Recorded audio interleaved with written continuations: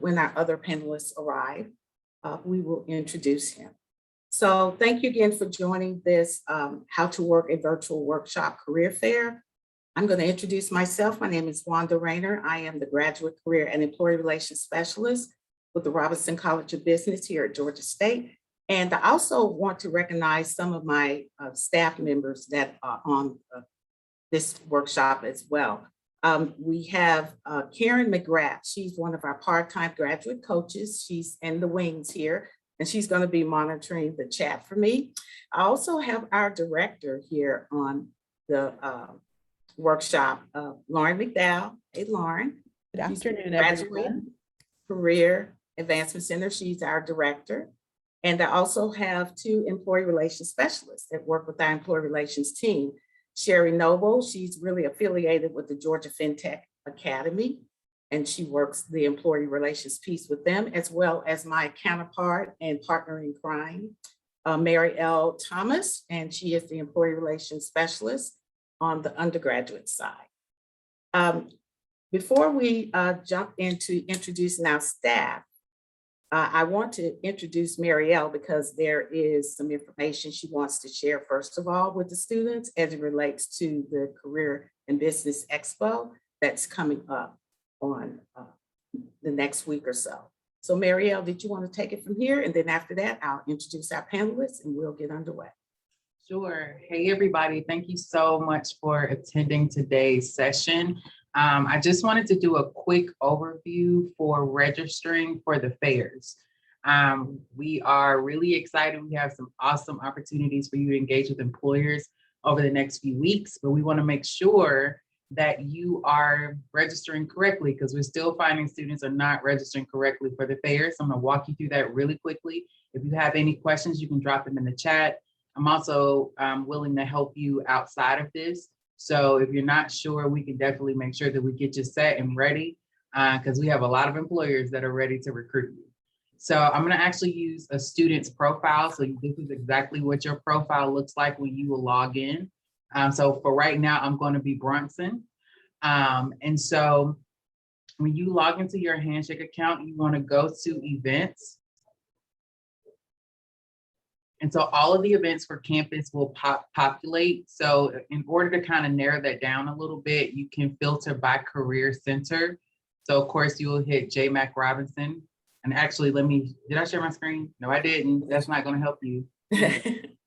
Like, y'all, it's Thursday. I don't even, I'm just trying to get I can concur. Make sure, share the right screen. So when you go to your events, I hope you can see my screen now. Hopefully I got it. Okay. So when you go to events, you can actually filter by Career Center. So if you click on JMac Robinson College of Business there, all of our events will populate. So you hit show results. If you want to narrow it down just a little bit further, we can hit career fairs, and all the fairs that are associated with the college will populate. So for today, I'm going to actually register Bronson for the Accounting, Audit, Advisory, and Tax Employers Showcase, which is tomorrow. If you are a student that is majoring in accounting, finance, that is for you. So please make sure you register for that. Registration is still open. You still can register for sessions. So we're going to click that. And so it populates. I can kind of see what the details are for the event. But to register, I have to do 2 steps. And this is where students are getting lost because you all are not registering correctly. You need to hit register, but then now you also need to hit view employer sessions. You have to sign up for employer sessions to participate in the fair. If you don't do that, you won't be able to participate in the fair. So if you scroll down, you're able to look at all the sessions that employers have available. So let's say Bronson wants to do a group session with EY at 10:30 a.m. He would click that and confirm, and it's done. So now he's registered for that session, and it will automatically show to the right of the screen here for your sessions. You can register for literally as many sessions as you would like. However, the sessions cannot overlap. So Bronson can't register for another session that starts at 10:30. Do your homework, try to narrow down what companies you really want to engage with. And those are the ones you really want to try to register for. If an employer has one-on-one sessions, but let's say you can't register for those, the reason for that is because they can set parameters for the students that can actually sign up for the one-on-ones. So it possibly may mean that you're not meeting the parameters that they've set. Group sessions are open, so there are no parameters on those. But one-on-one sessions, employers can set the type of student that they would like to see. So please do your homework, please do your research, narrow it down to the type of employer that you're really looking for, and schedule that. Go through it, see what they have to offer, read their descriptions, and just try your best to get at least, I would say at least 5 to 7 employers that you really want to engage with. We do not control the sessions that they put out there or the times. Employers are just told they can create sessions throughout the time frame of the fair. So they may only do, if they only do 3 sessions, then they're only doing 3. If those get filled up, unless the employer decides they may want to do it, but we can't enforce that, that they have to do another session. So please do that as expeditiously as possible. Also, you really want to make sure you're registered correctly. So when we're sending resumes to the employers, that your resume is included in that. If you're not registered for employer sessions, your resume will not be included in the resume book that we send to employers. So I just wanted to do that quick overview just to make sure that you're set and you're ready for the fairs, especially one tomorrow. There's still time, there's still space, there's still room. So you can do that for Expo next week. Please go ahead and do it right now. We have over 60 plus employers that have registered for the fair. So we just want to make sure that you're good and you're set. If you have questions, I'll be in the chat to answer them. If you need further assistance, I can do that as well. So Wanda, I'm gonna toss it back over to you. Okay. Thanks for that tutorial, Marielle. And if they need further assistance, because we are receiving, look like some messages in the chat about reviewing the resume portion, please, can they contact you directly or how do you? Yes, I'm gonna drop actual email address that you can email, and then I'll respond with whatever your questions are. Great, thank you. Thank you, Marielle, for that tutorial. So thank you again for joining us. And I want to recognize our panelists that we have. We have 2 employer guests. We're expecting another employer to join us. So I want to start, we have Andrea Thomas with Delta, and we have Santa Batista with KPMG. We're so happy that you guys took out the time to join us on this to share these tips and best practices. We know that these 2 companies do a lot of engagement with Georgia State, and we're just happy to see them again in our new school year, recruiting and reaching out to our students and assisting our students with whatever career goals that they have. If students have questions that they want to ask, you can drop them in the chat. We do have someone monitoring that as well. But I do have some questions and I'm just going to start asking just to get the conversation rolling. And so we can get this information we need so all the students will be able to maximize their virtual career fair experiences as we go forward. So I'll have also Andrea and Batista to do a short intro of themselves, and then we'll start after that. Andrea, you want to go first? Sure, thank you. And thank you for the invitation. I am Andrea Thomas. I've been with Delta for about 3.5 years. I lead our university relations team focused on early career recruitment and engagement. That is across the enterprise. When you think about interns, co-op, analysts, and MBAs, whether it be corporate and commercial, in terms of sales, marketing, IT, more customer-facing roles, such as airport customer service or reservations, into more of our technical operations, our engineering side of the house. Also partnering very closely with diversity, equity, and inclusion to make sure that it is embedded and infused in our processes and programs and how we interact and engage with talent internally and externally. Okay, great, thank you. And I apologize for mispronouncing your name, Andrea. Oh, no worries at all. Okay, Santa.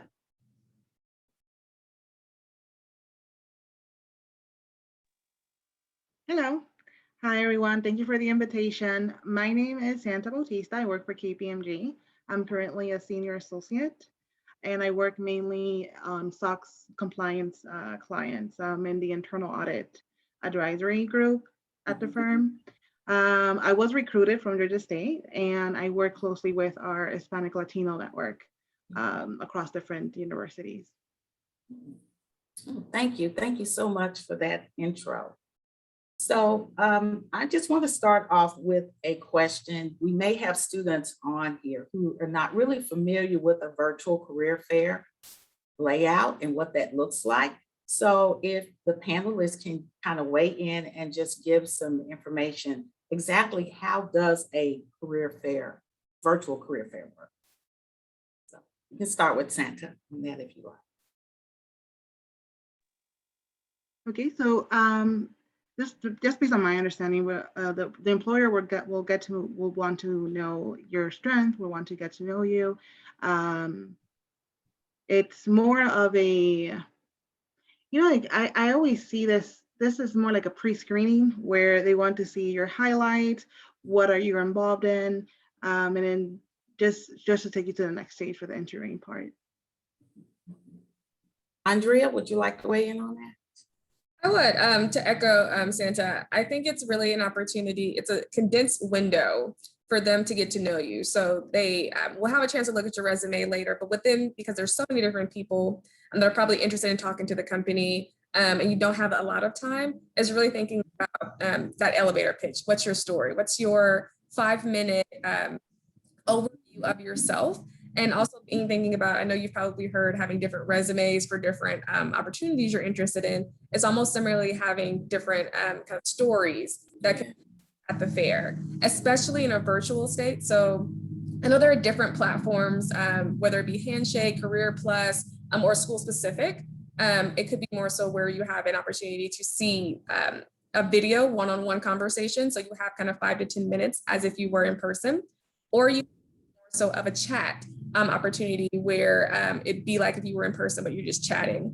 So in either instance, if it's more so of a chat in kind of text versus kind of a face-to-face virtual opportunity, definitely have, I would say probably have like a Word document with what are the key points to make sure that you have about yourself ready. So whether your major, graduation, and why you're interested in the company. And then if it's face-to-face, think about that, that 30-second pitch of a welcome to yourself. So example, I'm Andrea Thomas. I'm a third-year computer science major at Georgia State. I'm very interested in the company. I've done 2 internships at Boeing and KPMG, and really to expand my understanding of the software developer space within your company. Very much interested to learn what opportunities that you have. That's a quick pitch that you can do. Highlighted your background, but also why you're interested. Because I think within that window, you want to leave a good first impression. So really honing in on what are those 1 or 2 key things that would align, your background would align with the company that you're interviewing for, but then also leaving it open-ended for any questions that the employer might have.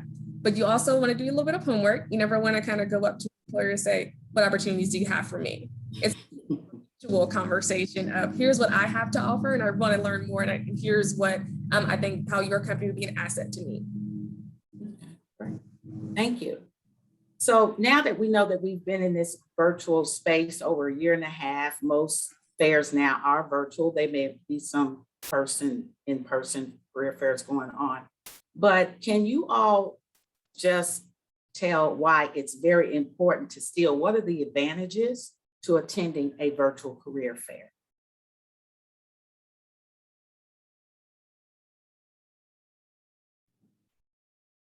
Oh, Santa, I see you're talking. I think you're on mute. You can definitely go first if you like.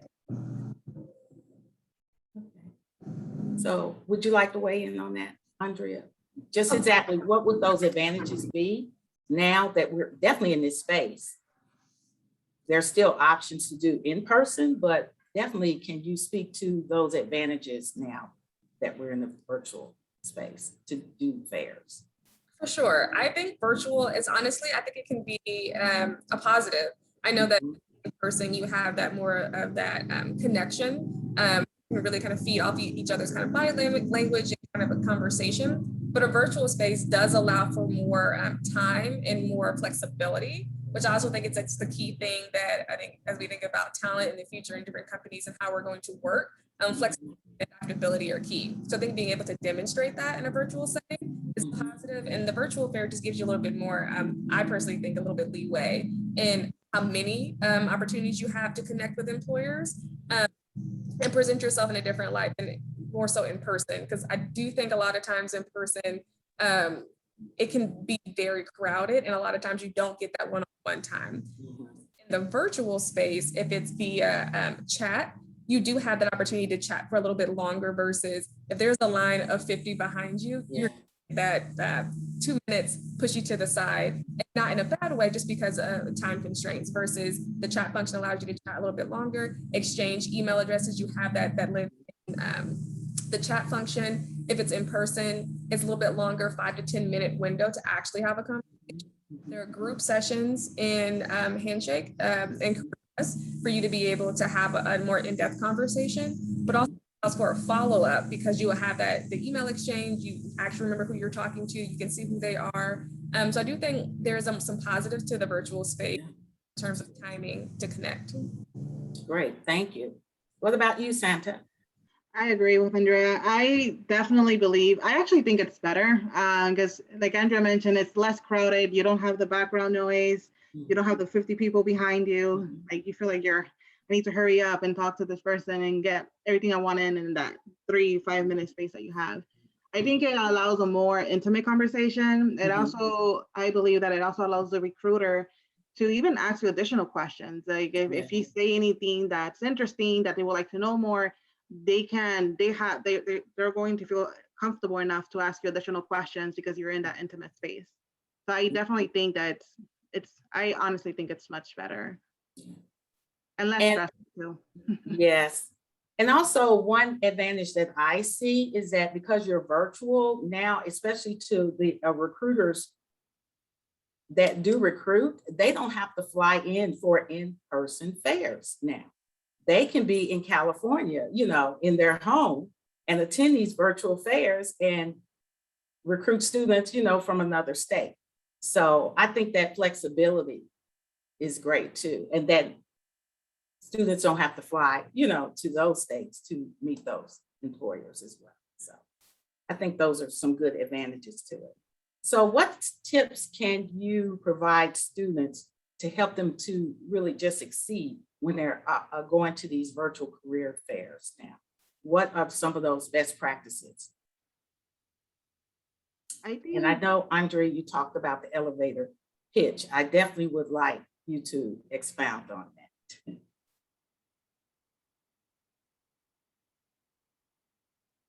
Finish your thoughts, Santa. I'll speak after you. Okay. I'm sorry. I didn't hear you. Oh, no, I think Santa was starting her. Oh, go ahead, Santa. So, yeah, please, I'll speak after you. Okay. Oh, okay, sorry. Yes. So my tips would be to definitely highlight your extracurriculars. Make it short and concise. Highlight your extracurriculars. Highlight anything that you're doing outside of work, like outside of your study work schedule, just because that will really set the difference. Especially if you're meeting with a top firm or a top company.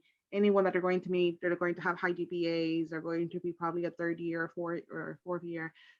So I would definitely recommend highlighting your extracurriculars, any philanthropy events that you're involved in, anything that you're working on planning. Highlight why would you like to work with them, and also show common ground, the things that you're interested in and how that will be helpful for their company based on what they're working on and their plans.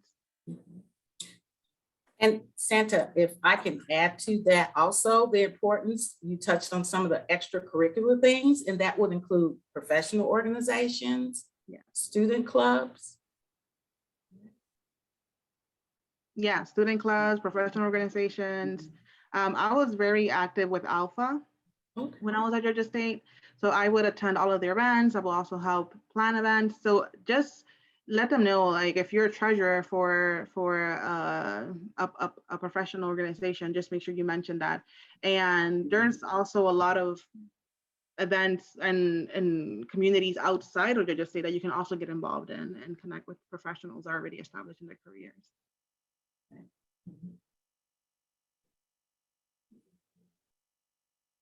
Andrea, did you have anything to add?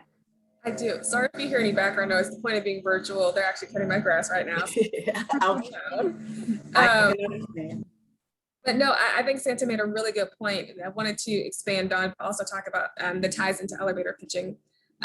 So when you're doing the virtual fair, I think when you have that short window, she mentioned kind of all of the potential extracurriculars that you're doing.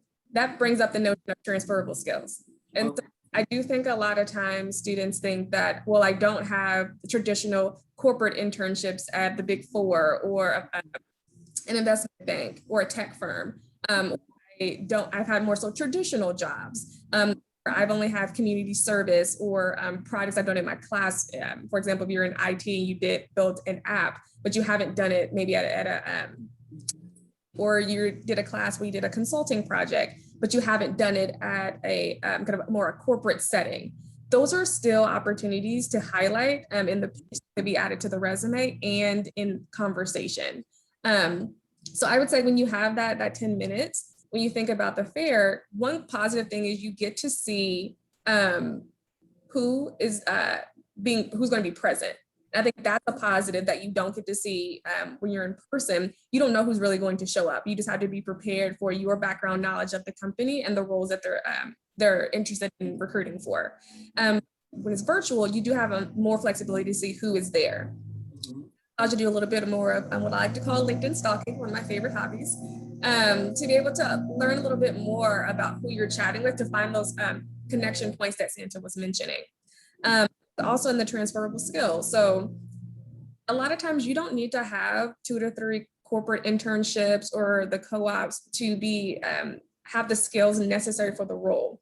In that pitch, when you're chatting that 5 to 10 minutes, really think about, what have I done in my classroom? Where was I a team lead in my class? Did I do a project that would be relevant, that could be relevant to any kind of workspace that highlights my communication, my leadership capabilities, my ability to think critically and analytically, that could show off my thought process, that shows off how I can collaborate and work with different people, because those are all skills you're going to need in whatever setting you're in. So how can you highlight them? Even if you've never worked at a Delta or a KPMG, but you can demonstrate that with in your classroom experiences, leadership and community service or your clubs. If you're the community service chair for an organization, but also not just being a member, take that initiative and push yourself to potentially be an officer or be a chair or a lead for something in a club that you're a part of. Also, if you've done community service, there are elements from, and that should be part of your pitch. So not just an overview of who you are. I go back to the quick pitch I just did earlier, where I said, here's who I am. I've done some really awesome consulting projects in my class. I'm also a chair of this community service organization. And I see that initiative, organization I'm a part of resonates with the mission and goals of your company. So I'd love to learn more. So it kind of shows you're doing your homework, you're highlighting your other skills that are transferable. And so I think that's the piece that you want to focus in on when you have that one-on-one. It's almost like, I have this opportunity to shine. Let me pull out all the tricks that I have, but maybe do it kind of 2 to 3 that highlights, because you want to be concise, as Santa mentioned. You don't want to be super long-winded because you have a short window, but you want to make sure that you're getting all of your highlights. So they're eager and intrigued. So when they're thinking about candidates and doing a follow-up, you're one of the first candidates they think of, because you hit on different points, that whether it be the mission of the company, how they're in the recent news, your communication or analytical ability that you highlighted, that would be a tie to the role. Thank you for that. Also, I was question that I'd like to pose, and just to get your feedback on just the importance of researching employers when you attend fairs, whether they're in person or virtual. We know a lot of times that when students come in front of the employers, they haven't researched that. And from you all being employers and on that recruiting side, if you can stress the importance of what that is and how it can make a great impression on an employer when students do that. I think it's extremely important to do your research. And like Andrea mentioned, now that you have the opportunity to now research, you're going to know who you're going to talk to ahead of time. I will definitely ask questions around just to show common interest, like what are some things that you're working on in your role? What do you do day to day? Just because I've been in recruiting events where the student might come across as if he just appeared and it's just here asking questions, but it's not really showing much interest. When you show prepared and you've done your research, you appear as someone that you're really interested in working for the firm. You show that you work ahead of time, that you've done your research, that you're interested, that you're genuine, and not just like one extra person that's just trying to shoot their shot and get an interview. So it really helps you at the end of the day to really do your research and come like with questions prepared and knowledge around the firm and the recruiter or the person you're going to talk to, just because it shows like you're more a genuine person you're really interested in. And it also helps the conversation. Like, Yes. Because it makes it easier to ask further questions and for it to be, instead of like one point of view of conversation, like a one line, it's more of, okay, we're both talking, we're having a conversation, you're asking questions, I'm responding, and it just flows a lot better as well. Thanks. I completely agree. And I think one thing to highlight, you feel more confident when you feel comfortable. And when you've done your research, you feel comfortable in your stories, taking the time, that confidence will exude because you're fully prepared. And so just taking that extra steps, for example, the 10K, if you go to the company's website, it's very quick and easy to scan to see their missions, what are their the goals. I'm also looking at the 10K to see how do they make money. I think for Delta, as an example, you can go on to Delta Careers, Delta.com, scroll down, look at investor relations. You will see all of the examples of who are our board members, how do we make money, all those elements that you probably wouldn't see in our first initial conversation. So having that added touch, and then also super simple, looking up KPMG or Delta Airlines or the company, then go to the news section. Look at the first 3 to 5 different news stories that are there. So that's an example of when you're thinking about questions at the end of an interview. What questions do they have? What questions do you have for me? Or even in the chat, you can tie that to your background to say, hey, I recently read that your company was doing so-and-so. How do you impact your day-to-day? And it's showing that initiative. Also feel more comfortable because you have the basics. So if someone asks you a question, you can figure out a way to pivot, but also tie your background. One thing I always did in college during fairs was do my homework on who are the kind of the key players in terms of the leadership team, their mission and values, and really honestly would tie what I'm passionate about to the company, but also was able to, as a follow-up, to see who were the POCs that was going to be at the fair because they were there last year, or there was an event the day or two before, and they said these were the people that were going to be there. I felt way more confident just because I knew who was going to be there. I had an understanding just the basics of the company and how my background tied, but then also it was really nice where to Sandra's point, it was a conversation. So it was, hey, I see that we are part of the same sorority. And so kind of one of the reasons that you wanted to be, and how have you seen that some of the skills and development that you learned in undergrad when you were initiated, how does that translate to setting and how you, in those relationships that you've built? It's a connection point. I'd always say one interview, I did my first internship at PwC. We spent an hour talking about our sorority. We talked about the actual opportunity. And then the last 10 minutes, it was really about, here are some high points that would fit. And I moved to the final round. It was that connection point that I made, but also how I tied it back to the company. So really I think it's all about storytelling too. But when you do your homework, it allows you to tell the story, and then you'll feel more comfortable in what you're saying, and you can be more concise because you have that basic understanding, because the details can be learned. Great, that's great. And I can personally attest to that because when I was job seeking, one of the things I did do was go to the website, and I would always want to see whatever news releases that were out for that company. And that would be my point of contact when I would approach employers to say, I read where your company received that award for, congratulations on that. And it's like, it impressed them. It's like somebody actually took the time out to go out there and read that, you know, and talk about it. So it helps to get yourself on the radar, and they kind of remember that. And even when you're at these fairs or when they get your resume, employers are making notes, you know, when they receive your resume of different talking points or things that may come up. So that's really good. But that's a good segue into about the LinkedIn. We know we're in a virtual space, period, that anything we do out here, we're branding ourselves, whether you're at a virtual career fair or you're on social media or LinkedIn. Can you talk about the importance of having a good, solid LinkedIn account in this space? LinkedIn for me played a huge role when I was going through the recruiting process, like you just say.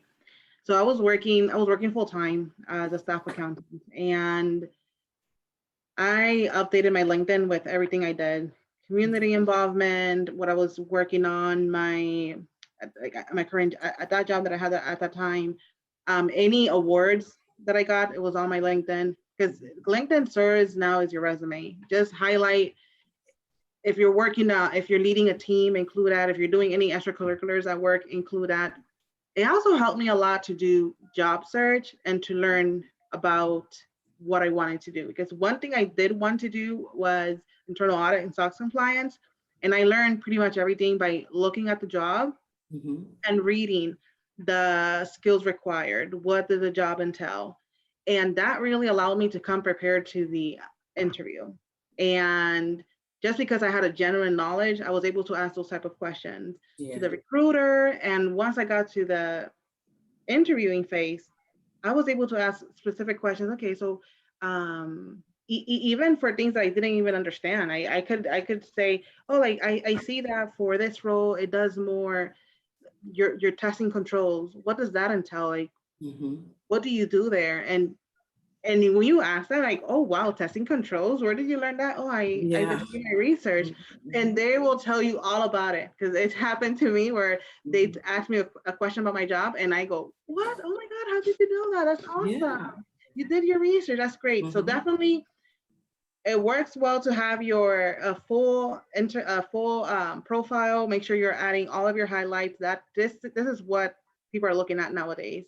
If you give me your name, I am not going to search for your resume. I am going to go straight to your LinkedIn. I think I have all of the people I've met, like since college, are on my LinkedIn. And like Andrea mentioned, like I'm not sure if that's the case, but like anytime I get a name, I always search for that person on LinkedIn and I connect with them and I thank you. It was nice meeting you. So definitely make sure that you have a good profile, a professional picture, and that will really go a long way. Okay, thank you. Thank you.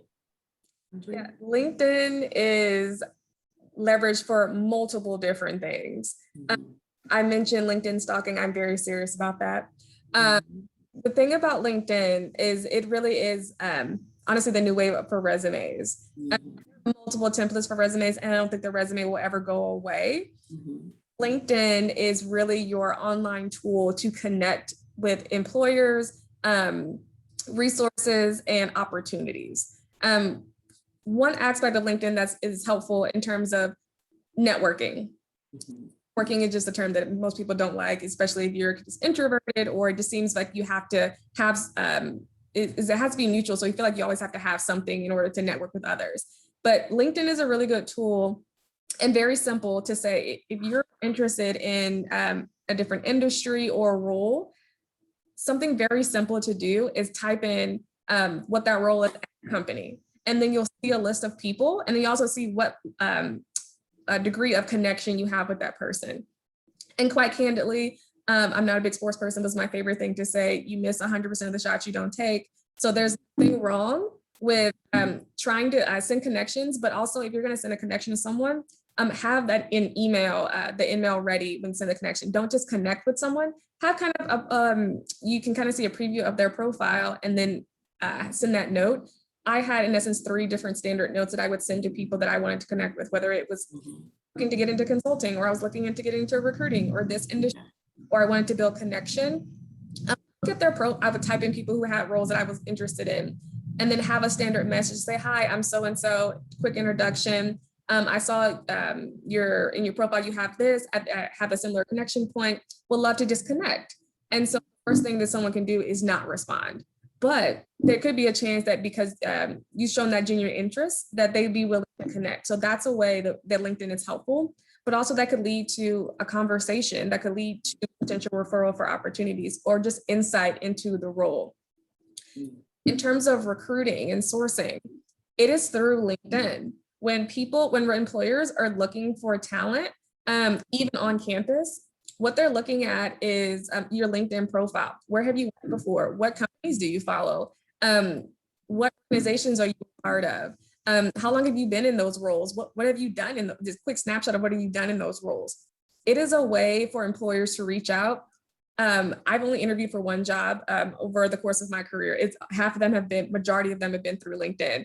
Some about you have that picture, you have a great header, you have a good opener, you have roles that would be applicable. And so I've been reached out for different opportunities through LinkedIn because it's updated.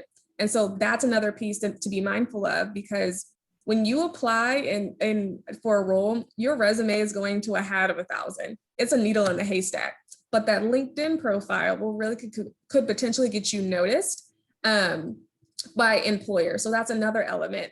But also LinkedIn is a really good way, as earlier, kind of doing your research and kind of learning more about the person, who their connections are. Do you have connection points to them? But also a lot of times when you look at their news feed to see what stories are they interested in? What have they posted about recently? Have there been events? That's another way to learn about the company via LinkedIn. And so also if you don't have the picture, if you don't have your most up-to-date opportunities, and if you're not including those community service, if you're a chair of community service, that needs to be on there. If you're a leader in your student organization, if you were a team lead in your class, that should be on there. Because we want to see like the full breadth of what you're capable of via LinkedIn, because that is the tool we're using to review and evaluate talent as that first step, not just that one paper resume. Because you notice on applications, the LinkedIn link is added there. Because I think that we want to make sure that the resume and LinkedIn match.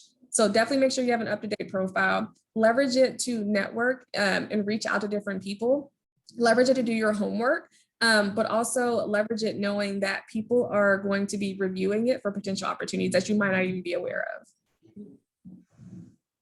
Ladies, just real quick. Yes. I want to ask a question. It hasn't been asked yet, but speaking about LinkedIn, is it important students, job seekers have recommendations, since we don't tend to have a lot of reference sheets anymore? What's your thoughts on the recommendations? Not important, helpful, and of course, by whom, if I were to ask recommendations? I think it's nice to have for recommendations, but I think it's more so if someone is referring your skills that you have versus kind of their recommendation on you. If they're endorsing you for PowerPoint, for Tableau, for Excel, for communication, those things are more so highlighted than they're saying that they were a great team member. Well, they could be saying you're a great team member. What about you being on their team was an asset or that elevated the team? And then when they endorse those skills, I think that is more of relevance. But then also you can see those skills tied to your different opportunities that you've done. That is the win, because I think traditional references, yes, more so for kind of pre-employment and all of those things. But when you see that on a LinkedIn page, I think, and they can speak to be very prescriptive into why they would be referring or recommending you. I think that is the win versus saying that they were a great asset to the company. Yeah, I agree with Andrea. Just many times you'll have like a recommendation for someone and it just says you're great, but it doesn't specify why you were great. And I agree. I think you can specify those reasons on your profile and also on the, like on sponsoring or endorsing someone that, okay, they have these skills. Okay, great. Thank you. So Mac, I know you've been monitoring the chat. Were there any questions that came in relations to best practices or questions about virtual career fairs? The ladies have been knocking them out as they've been going, so all good. I've been making sure that I've been addressing them in chat, so I think we're good. And again, if anybody has them, keep dropping them in and I'll make sure I bring them up, but we're good right now. Great, thank you. Another question I'd like to bring as it relates to when we're on these virtual career fair platforms, it's always a bit about your virtual background, you know, from that piece. Could you all speak to the importance of your virtual background?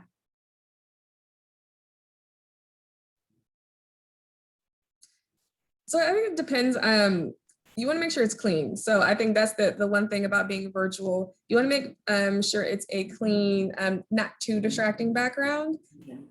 So for me, I work at Delta, so I have a travel wall built in kind of my office space. So it's a talking point. So whenever I have a conversation, I've done interviews or had conversations with people, it kind of breaks the ice a bit because it's kind of wondering, well, what's that in the background? And so we kind of about that. And then I segue that into, well, at Delta, this is the opportunities I'm presented. And so that it can to the company. So that's one thing I think being creative about what your background is, if you don't want to put a virtual background on, but also just a clean white space. If you have to be in your dorm or in your room, make sure that is tidy. Because I think while it is not our personal business to know how you're living, at the same time, it's almost we're invited in just because we're in a space. So just having whether it's your room, you don't have an office space, or even if you're doing your dining room table, just making you have a clean background.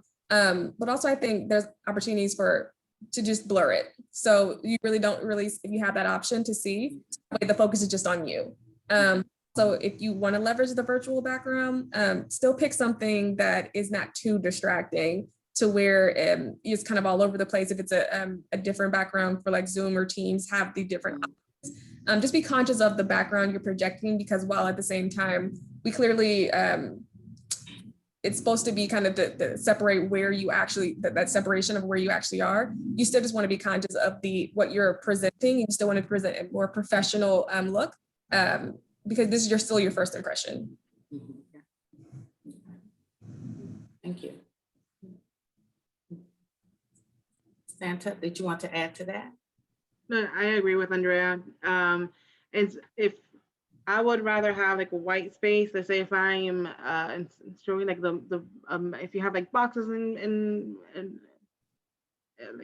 your background or open doors, that can be distracting, especially if you live with family members, people walking around.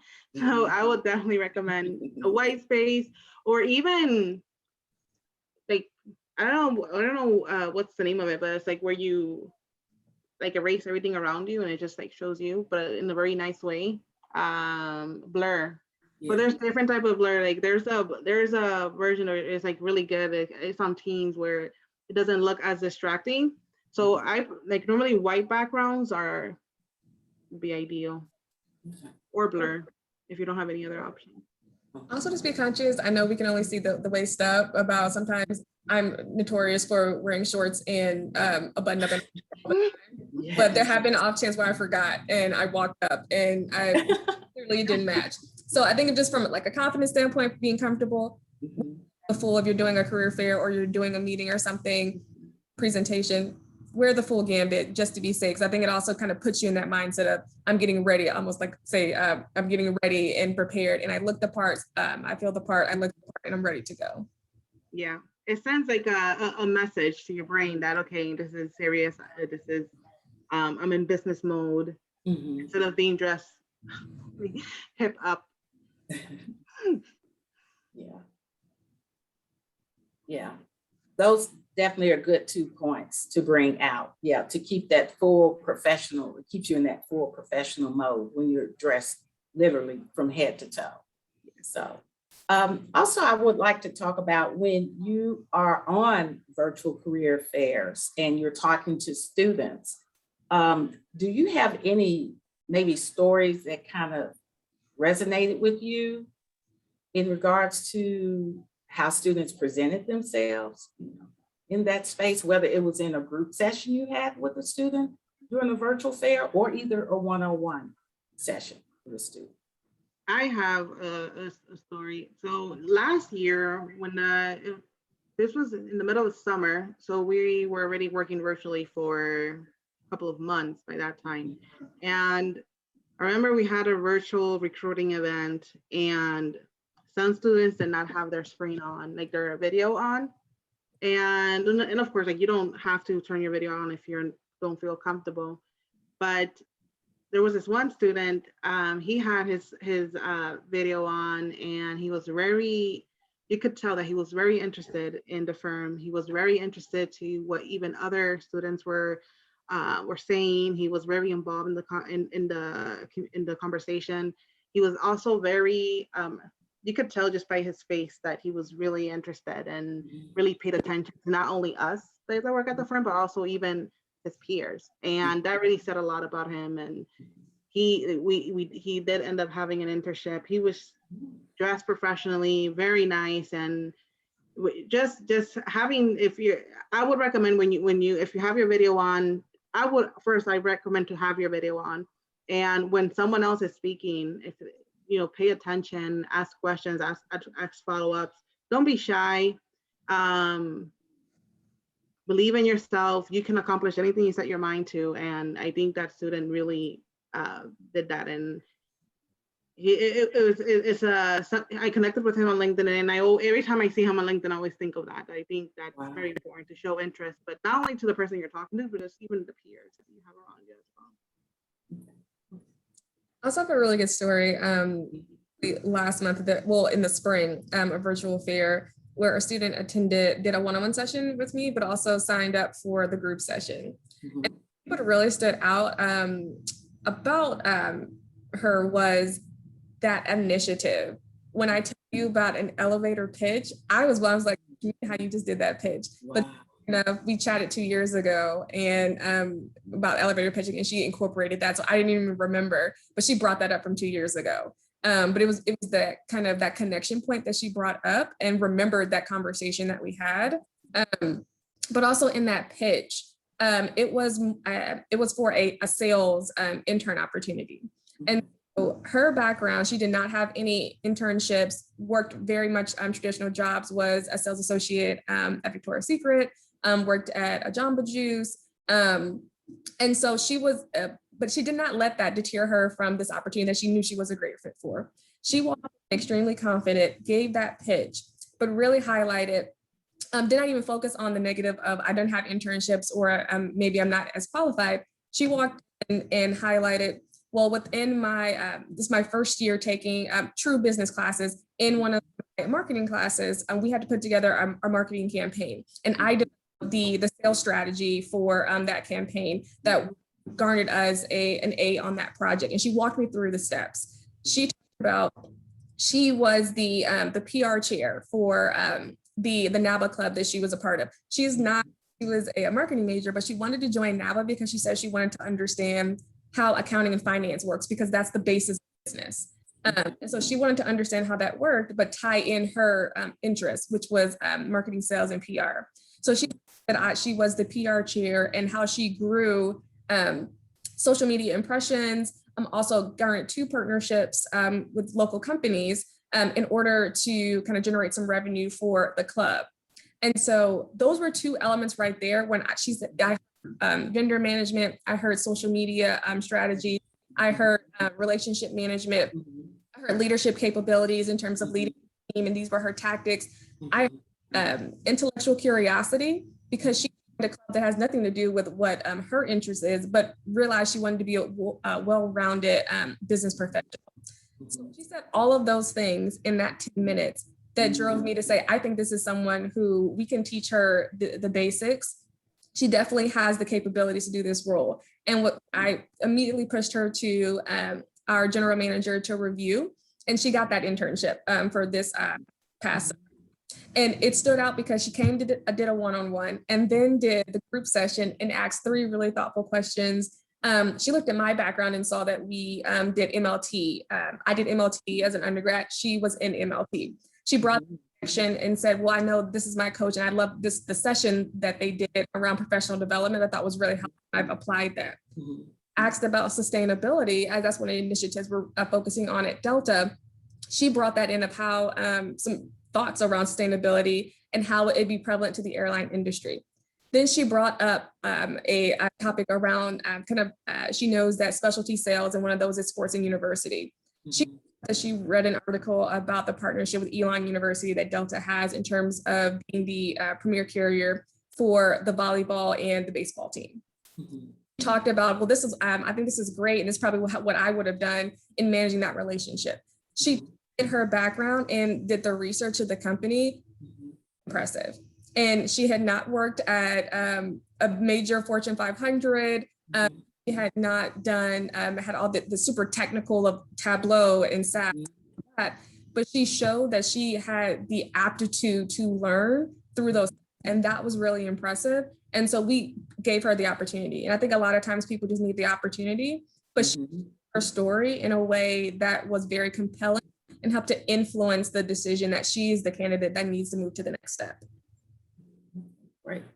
Those are all good, because when you're on the virtual fair platform, even when students are doing one-on-one or group sessions, they still have to find ways to stand out, in that space as well. And using those buzzwords, when you were mentioning, I call them buzzwords, that resonated with you, that got her attention. So it's like that short branding and selling themselves in that space. So Mac, did you have any other questions that come through the chat? No other questions, but the one thing that I would just continue to echo, especially in the virtual space, is don't be anonymous. And I think a lot of times it's easy based on comfort level to not have, Sandra, I think you had said this, Andre, you had echoed this. Don't be anonymous, be present. And when you are present, and not necessarily today, don't expect everyone to turn their cameras right on. But when you're at a career fair, you're trying to sell yourself and all they can see is Jane Doe, is not going to make an impression. And the stories that the ladies are sharing, I think hopefully echoes just, something within each of us, and everyone's story is a little different, but this is one of those controllable things. And I think this is one of the big missteps that a lot of job seekers and students do, unfortunately not address. And they're just anonymous through these events. No different than if you were at a big town hall, walking around and not talking to anybody. That's the messaging behind, your camera not being on, you're not asking questions, you're not being engaged in those processes, because you really want those recruiters to think about you in the way that the ladies are talking about. So think about that. Don't be anonymous. Agree. And just to echo, I hate turning my camera on. I honestly, you'll 100% see my avatar a lot of times at work, but I know that I have to be on camera because it makes a difference, because you don't have that touch point, that connection if we were face to face. The camera is important, but also you can just be candid, be strategic about when you do it. So you're going to the fair, if you're going to a class and there's a guest speaker, turn the camera on. If you're in a club, an organization, and a company's there, turn the camera on. Also use, like she said, use that hand raise function. Type in the chat you have a question. Honestly, don't be afraid to say, I'd love to follow up. Can I have your email? Because there's also private options in the group session for the email. Send that employer an email or a chat to say, hey, I would love to follow up. Is it okay if I have your email address? They might say, connect with me on LinkedIn. If they do, send them an email message as well. They might send you their personal email, like work email address, to then have a follow-up. But I think because you made great points that you want to be present, and the way you do that is leveraging the tools, the hand raising, asking the questions. But one thing I always like to say, because I hate when people say that that was a stupid question. Nothing is a stupid question. It's the way you worded it that can make it go from an okay question to a brilliant question. Professors in college always said, if you don't really have a question, but you want to speak, because I think one thing in meetings, no one wants to just piggyback.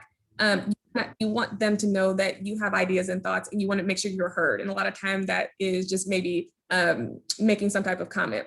One thing that if you want to ask a question, and you're nervous or you don't know what to particularly think about something that the employer said, and ask, well, I've heard you say this. I would love, can you expand a bit? And so ask questions like that. That's just going to have them to go into further. And then a question can come from that explanation. So you don't always have to think of this very thought-provoking question. To make it easier on yourself, regurgitate something that a point that you thought was good, and have them expand. So that way they're catering that question towards you, and that opens up the follow-up. But then it also opens up a chance for you to follow up in your response to them later on when you're just checking in to say, hey, really enjoyed, like maybe it's a week later, hey, I really enjoyed our conversation or your presentation during the virtual fair or this virtual info session. I remember you talked about this. I definitely wanted to follow up as an opportunity for us to maybe grab a virtual coffee, just to learn more. Now you're in the door. Okay, great. Those are all good. And I was also thinking about, even when students were talking about being present and having your camera on, that if you are hesitant about that, it's opportunities, virtual opportunities such as this, that you can practice doing that to get yourself comfortable in front of an employer, even if you're not engaging with them, just to get comfortable with turning that camera on these virtual workshops and information sessions. And then when it's time for you to present yourself, you will feel, camera ready, if you please, in that respect. So we're going to start wrapping this up. This was all good best practices. I learned some things myself as well. But if there are not any more questions, I'm going to put up the QR code for our students. We have students that need to sign in for this event. I really want to thank Santa and Andrea. I will be reaching out to you all on LinkedIn, to get engaged, and you will hear from me. So if there's nothing else, thank you again for your time, and everyone have a great day. Thank you. Thank you all. Thank you.